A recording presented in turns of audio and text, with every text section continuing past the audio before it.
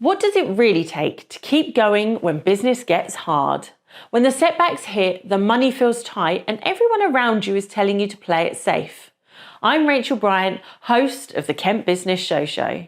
In today's episode, I'm joined by Raj Dhonata, a serial entrepreneur, investor, and someone who has seen both sides of startup life. From early failure to long-term success, with over 20 years experience building, backing and advising businesses across multiple industries, Raj shares what most people don't talk about when it comes to starting and growing a business. We talk honestly about setbacks, fears, resilience, and why success is far more about how you respond to challenges than avoiding them altogether. Raj also shares the common patterns he sees holding founders back, what separates those who survive from those who give up, and how to build the mindset needed for the long game. If you're a founder, a startup owner, solo business owner, or someone thinking about taking the leap into business, this episode will resonate deeply. Raj will also be joining us live at the Kent Business Show on the 19th of March, where he'll be sharing his experiences on stage. You can book your free space at kentbusinessshow.co.uk, but let's get into this. Kent is powered by business, and every business has a story. Join your host, Rachael Bryant, on the Kent Business Show as she meets the businesses powering Kent, sharing their journeys, their experiences, and what they've learned along the way. A real conversation with real people, giving you real inspiration. This is the Kent Business Show, powered by your video team. Raj, thank you so much for joining me on the Kent Business Show. You're welcome. It's an absolute pleasure to have you. And not only on the show, but you will be joining us at the Kent Business Show on the 19th of March 2026. I will be there. And what has brought you along to the show? An invite from the Kent Business Show, but also an opportunity, I think, to speak about startup life, talk about the struggles that startups have, and kind of how they overcome them, and any advice I can give through my 20 odd years of experience starting startups. And you've been invited not just because you're a phenomenal businessman who has gone through many trials and tribulations and has stories and lessons to teach, but also there is an element of fame attached to you. I wouldn't go that far, but yes, it's on the CV. You still put it on the CV? No, it's not on my CV, it's on everybody else's CV. Oh, okay, so what we all grab you for. So you was actually on the very first season, was that right? I was for my sins, of yes. The Apprentice? Correct. I mean, how was it? How did you find it? It was different to what I expected. So when I saw the original advert, it was marketed as a business competition between the top 14 entrepreneurs. I think it's no secret that when I got onto the set and when I saw the edits, it wasn't quite what I thought it was. So it was an experience. It's on my CV. It certainly helped open my eyes in terms of how media works. So an experience that I wouldn't take away, but it wasn't really for me. And were you sort of in business and then thought, I can learn from this, I'm competing, or what was it where was your business fire already at that point? So I had previously launched a business before that. It had not worked out. So at that time, I was just before starting my next business, and I saw the advert on the TV. It was on the BBC website actually. Yeah. And so I saw it and I just read it and I thought, thanks, but no, probably not. And then I spoke to my family about it and they said, just apply for it. So I thought, okay, let me just fill out the form, And, like we all and I did it, in tongue in cheek. I didn't take anything seriously, to be honest, on the form. And filled it out. I thought, okay, that's that. At least I've psychologically applied for it, and hopefully, if nothing comes of it, it's fine. A few weeks later, I get a phone call saying you've been shortlisted. Can you come along to the casting day, or they bring you along to London and walk you through different kind of stage interviews. So again, do I go? Do I don't go? Do I not go? And then I thought, okay, just go. And I went, and again, just really easy. Took it really easy. Didn't think anything would come of it. And then a few weeks later, I got offered the position on the show. So I think at the time I was in two minds because I had been planning my next business, and I thought this is a distraction to that. And I said, look, can I think about it? I think they were a little bit shocked to hear that. Can I come back to you? and I wasn't going to do it, but my family at the time said, look, just go ahead and give it a go, see what happens. And so I was convinced to do it. And then, I accepted, and there we were, and here we are. We can all go view it if we wish. Oh, God, please don't. Times have changed. I mean, from there, you have that experience. It isn't what you anticipate, but you then do continue in business. It's not like it puts you off business. Is that because there is always, once you're in that world, really, like, we all just want to have a business? I think I've always wanted to be in business. So I studied law at university, decided not to go down the legal path. But had I done so, I probably would have had my own practice. So I've always had a desire to be in business. And so it was always going to happen. So whether it was The Apprentice or not The Apprentice, it was always going to happen. And is that a drive, like, are family self-employed as well and business owners, and you've seen that and thought, that's what I want? Or is this, you've seen family working for the man and then gone, I don't want that, I'm going to do this myself? A couple of things. So I'm not a 9-to-5 person, and I think if I'm asked to do something that I don't agree with, I won't do it, and that's not very good for employment. But also at the same time, I recall when I was probably 6 or 7, I went out to Canada with my parents, and my uncle had a Radio Shack, and he had a restaurant, and I remember looking at that thinking, wow, this looks really good. And I think that was always my inspiration, just kind of seeing and feeling that, that's what I would like to do. And ever since then, I think my mind was always that way inclined, and it's the thing that you're putting your own destiny in your own hands, and whatever you achieve is in your own hands, rather than going down a career and maybe being held back or what have you. So I think the driver was my uncle, and seeing his Radio Shack, and he also gave me a free remote control Jeep, which I'll never forget. And just seeing 2 or 3 businesses and him living a kind of good life, and it just felt good. Incredible. And then starting that journey, has it or was it as smooth sailing as you thought? I mean, just before going on The Apprentice, you say one of your businesses didn't work out. How does that feel? I think at that time, I was 22 when I started that first business. It was the equivalent of Purple Bricks, but 15 years earlier. So I was well before my time. But the model was exactly the same. I should have had probably £1 million in my back pocket to start that. I started on £25,000, so it was always a challenge. But even within that, we had a decent amount of success. We went from 0 properties to 200 in 18 months. We went from a team of 2 to 40, and we had the business model, but it was always struggling. And the reason behind that was because I'd taken what I'd learned at a previous job at HSBC, centralised operations, didn't have a high street shop. The internet was just taking off.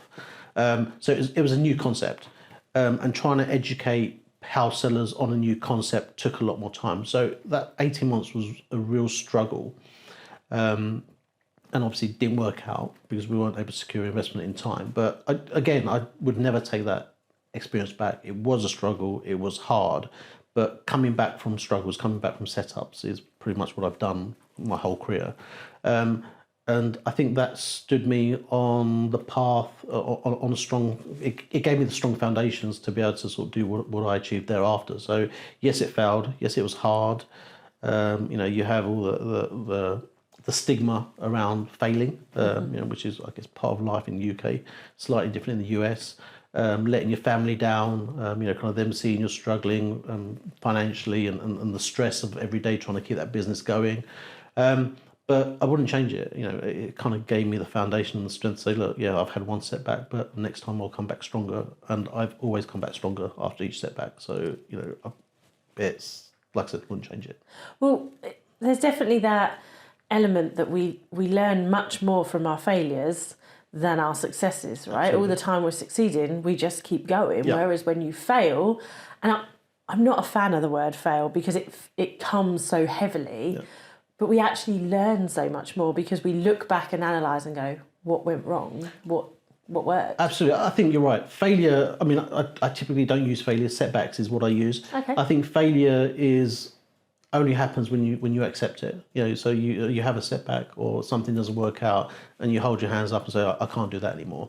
But I think most founders, most startups will find that they will always have setbacks, no matter how big or small, during their startup life. And it's, success is about how you come back from those. So how you deal with them, what you learn, and how you maybe pivot, or how you you pretty much deal with it. So I think a lot of other people have different views, but I don't worry myself too much with what other people think. I think as long as you're confident in what you're doing and you know how you're going to come back, I think that's part of life. And it happens in employment, and it happens as you're self-employed. Have you always started businesses from a strategic point of view, from seeing something and thinking there's a hole there, there's a market or have you ever had the experience where you've had a passion and a love for something and gone, I can make money out of this, I'm going to turn this into something? Yeah, it's never been money focused. It's always been focused around wanting to build something, and even today, that's kind of my aim. So, when you're successful, the money comes, but it's never, the money has never been the factor. I don't think you can start a business that way.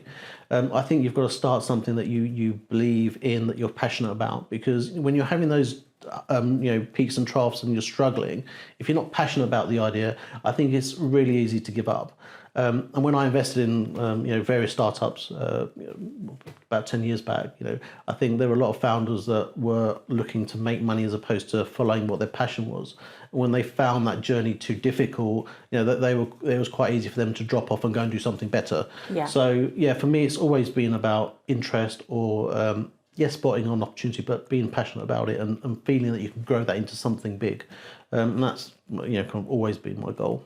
I love that, because I think from starting a business or being involved in a business from passion, like you say, is it gives you a different strength, that when family and friends who are looking at you going, oh, but you're stressed, you're struggling, like you aren't making ends meet, like just go get an employed role.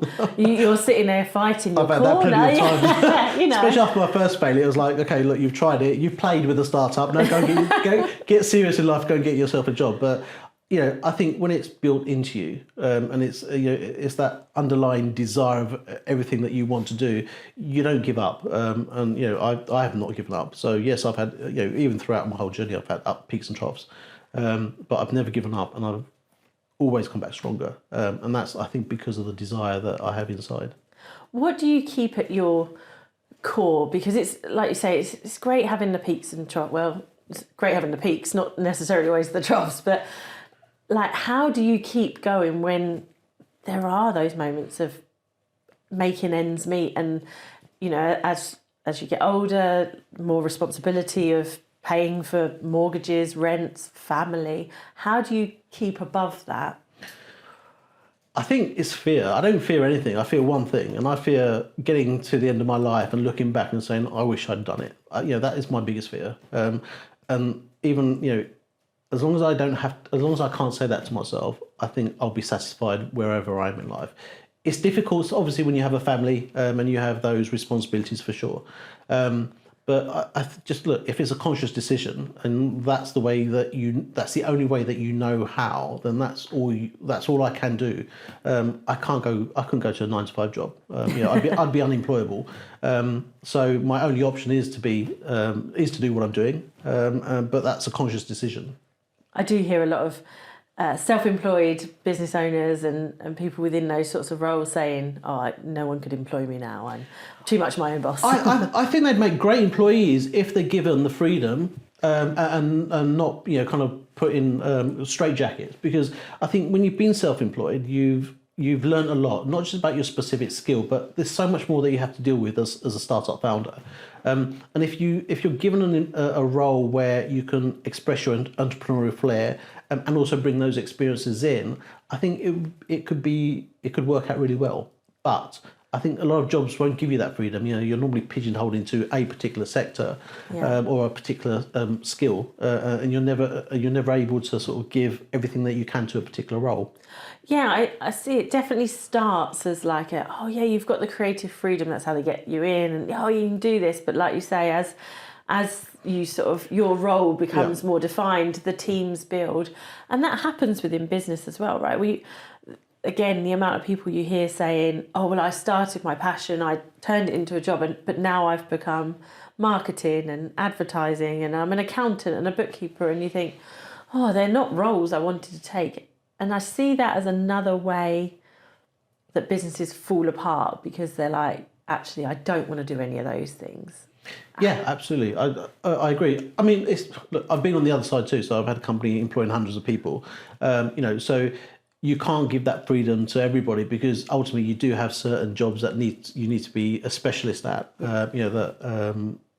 Without which, if you've got lots of jack of all trades, if you want to put it that way, doing jobs, it won't work out. So for sure, look, I get employers need structure, especially as you scale a company.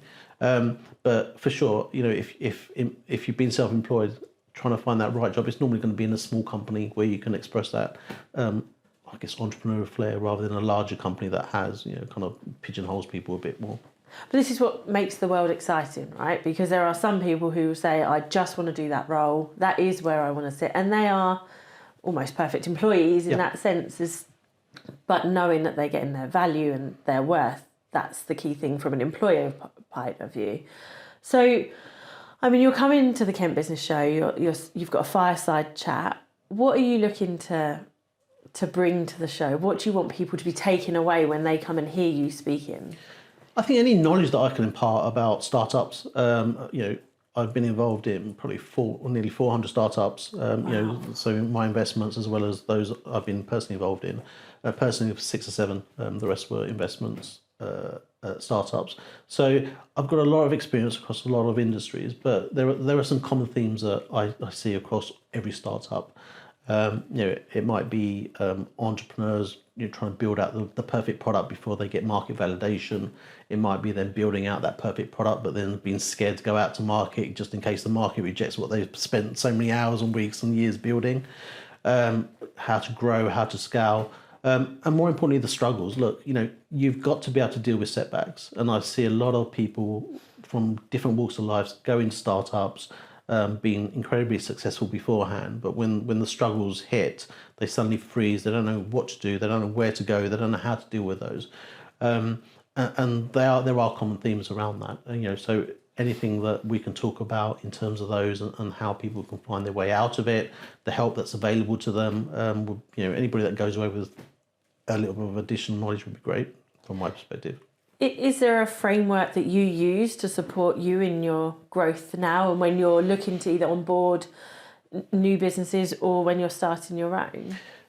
I wouldn't say there's a fixed framework, but there's you go through the same sort of steps. You look for the same sort of things. You look, you structure things in the way that you've learned is best. So, for example, whether you're scaling a company, whether you're adding a team member, whether you're trying to pick the right person, there are obviously different the same sort of steps that you go through. But yeah, I don't work to a particular framework. I think every startup is different. Different things happen at different times, but there are common themes that happen on a general level across startups. Well, that was going to be my next question is what are the common themes you see that trip new businesses over? So again, I think, as I mentioned, number one is fear. I see it a lot, and I've seen it a lot in entrepreneurs. Everybody loves this idea of let me start my own business, whether it's bricks and mortar, whether it's tech startup, and then once they've done all the easy stuff, building the product, building a shop, it's easy, right? But then getting out to market and trying to find your first client is the hard part. And I don't see, from my experience, people are not aware that they need to wade through the mud to be able to get that first client, to be able to get that first contract, whatever that might be. And I think you see a lot of drop off. A lot of people saying, "Oh, wow, it's been 3 months and I've been doing this and I've not made any success." That's just part of what you have to deal with to move forward. I think lack of a team. You can start your business on your own, that's fine, but as you scale, you need to make sure either you've got the skill set, so marketing, sales, admin, have you got the right team around you? If you can't hire, then find co-founders. So there are certain things you have to do around building the team. and then having a plan, just knowing the direction that you're going to. I'm not talking about, kind of a written document that says, I've got to do this and this, because as soon as you write that, it's out of date and it doesn't work. But knowing the direction you're going to, and having the courage to pivot and flex to get to that journey, because, it's not a straight line. It's a really wavy line. But as long as you keep your eye on that goal, and you're doing whatever you can do to inform yourself, to educate yourself, and to get out there, that generally leads to better success. Would you say there is one pivotal lesson you have learned in your years of being a business owner and investor? Yeah, don't accept failure. Don't accept setbacks. If you have a setback, learn from it, and do something about it. It's really frustrating when you see lots of good potential not reach it because someone's had a setback, or they're finding that journey too hard, and they give up. And giving up has never been. It's just not in my DNA. So if this is something that I can impart is, if you've got a vision, follow it. Yes, do it prudently. Yes, do it in the right way, but never give up on it. And never accept setbacks as a failure, because I think you get to a point where if you give up too easily, you're going to look back at some day and say, look, I wish I'd actually carried on with that a little bit. And I've had founders that I've invested in previously that have come back and said, look, I wish I'd just carried on a little bit more with that and seen how it's gone. So pretty much that. So what gets you to the point then of saying, I've exhausted everything, this business is not taking that step it needs to, and actually it's more work than it is reward? Yeah, I've been guilty of that myself in the past, not kind of feeling that the business can't continue, but you carry on going because it's all you've got, or you've worked so hard for it. It's a hard one, because like I said, once or twice I've carried on businesses that I should have probably said, look, this is not going to work out. And sometimes when you're in it, you can't see it. So that's why it's important that you've got someone that you can just have a soundboard with, or like a mentor, or someone that's not in the business that can give you a clearer perspective, a different, kind of a different point of view. And I think if you've got that, then that person can help you spot whether you can keep that business going or not going. When you're in it and you're trying to keep it afloat, you don't look above the parapet. You're struggling to keep it going because you feel that, yes, I can do it. So you definitely need someone that you can have a soundboard or soundboard with, who can kind of help guide that. And I think that's the only solution, because, like I said, when you're in it, you would just keep on going until it's too late, and you probably should have stopped it earlier. So where have you found your best soundboards for those conversations? So I've always had a mentor of some sort, so someone that a soundboard. But look, it could even just be a relative. It could be someone that understands what you're doing. I think they do need an understanding of startups, because if they don't really understand where you're at, let's say, I don't know, it could be a cousin who's not done anything. Yeah. I don't think you really would respect that view that, oh look, it's not going to keep going. So you need someone that you trust can give you good advice. So I've always. Not always. In most cases, I've had someone that I can go to, a colleague, someone I've worked with, someone that we've started businesses together. But if you don't have that person, it's difficult, because you do need someone that you can trust. When they say, look, it doesn't look like it's going to work, and this is why it doesn't look. You need to be able to trust that voice. If you don't trust it, you're not going to listen to it. No, absolutely. You hear it all the time, like you say, exactly what we said earlier about family members who absolutely care for you and worry about you, but don't necessarily understand. Yeah, it's a rite of passage sometimes. Their mentality is slightly different. It's more for your welfare than the business, right? Yes. But if you've got someone that is just outside of that circle, understands business, or you can speak to just like in the cold light of day, I think that's really valuable. So I'd always recommend, a lot of entrepreneurs start off as solopreneurs, right? Yeah. I always recommend have someone, whoever that it might be, but someone that understands you and you're checking in with them. And it's just that cold kind of analysis of where you are and what you're doing that can help you spot kind of the tunnel vision, stop the tunnel vision that you might have. I mean, the Kent Business Show brings thousands of people and businesses together in one place. So an incredible opportunity for networking and finding those people. Where do you go out to network and sort of not just sort of for those soundboard moments, but talk about business and promote your business. How do you find those work for you? So I'm in central London quite a lot. So I go to central London quite a lot. There's lots of startup events, meetups, organisations around. I've got a fairly strong network from the 30 years I've been self-employed. Gosh. So, I've built up a network that I can always go to. Not everybody's in that boat, but there are lots of startups, lots of organisations like the Business Show, like breakfast meetings where you can go, speak to people, connect, network. And networking is just so important, right? You never know who you're talking to. You never know who that person knows.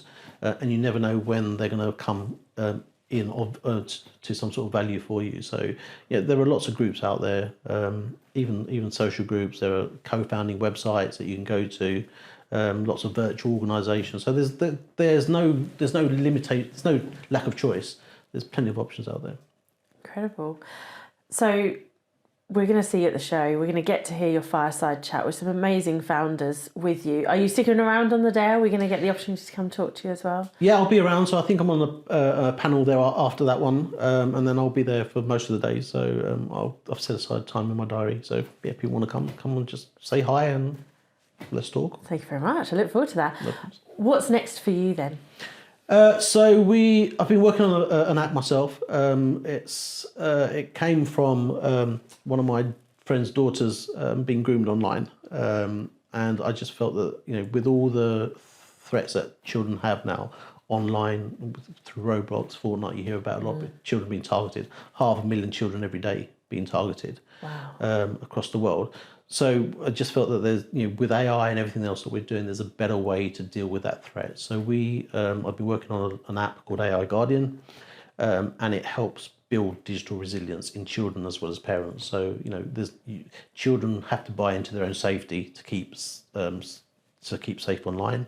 There are other sort of parental control apps that technically lock down apps or stop you from doing stuff, but I don't think they really take the children on a journey to their own safety. And so our app it does that, but it also builds up the digital resilience and knowledge and awareness that both kids and parents need to keep them safe online. So we launched sort of just before Christmas. We're doing a test launch at the moment where I'm taking feedback. We're evolving the app before we go out to a proper full launch. Incredible. We're going to grab all those details from you and links. Sure. We'll stick them in the show notes below so people can follow that, and when it gets launched out to the bigger community, that I know it's something that we'd be definitely looking at with children that are online all the time. And I think what's really imperative that you said there as well is it's all very well me being mum mode and right, you're not on that anymore, locking the system, but actually the next time they go on it, they haven't learnt anything. And kids find a workaround. They will find a workaround, right? Yeah. So there are hidden apps, there are VPNs that they'll find a workaround. I know there's a lot of legislation going on, Online Child Safety Act, banning kids from social media. But until they understand and until they've really kind of gone through that understanding process, it's really hard to protect children. And there are, like I said, 500,000 every day being targeted online. So if you can build up that digital resilience in kids, they'll be a lot more safer and they'll be a lot more aware of the things that they're being asked to do online. So you've definitely got to deal with both the technical side as well as the individual, the child. Yeah, the education to me is the imperative. It's the most important part. There. There's no point teaching someone something, or there's no point just locking someone out of something if you're not teaching them. And as a parent, I also want to learn, because the digital age now is moving faster than I can keep up, even as a grown adult. So if I can't as an adult, how are children? I've been in tech for 30 years, and even I find new things every day. The app basically scans the internet, it understands what the threats are, it then tells you what they are and how to deal with it. So I'm coming across threats that even I don't know. Being involved in tech, so things are evolving. Even some of these predators, online scammers are using AI now. So everybody needs to get a lot smarter about the risks that children face. And that can only be done through education and making sure your child is on that journey to their own safety. Amazing. Raj, thank you so much for joining me today. No problem. Been a pleasure. I'm really looking forward to hearing you talk at the Kent Business Show as well on the 19th of March. So join us. We're going to get all of Raj's details, put them in the show notes below, and you can connect, follow the journey of his new safeguarding app as well, and come and see us on the 19th of March at the Ashford International Hotel. Look forward to seeing you then. Thank you. If you've enjoyed this episode and you're a Kent-based business owner with a story to share, we'd love to hear from you. You can find out how to be a guest on the Kent Business Show using the link below. Be seen, be heard, be unforgettable.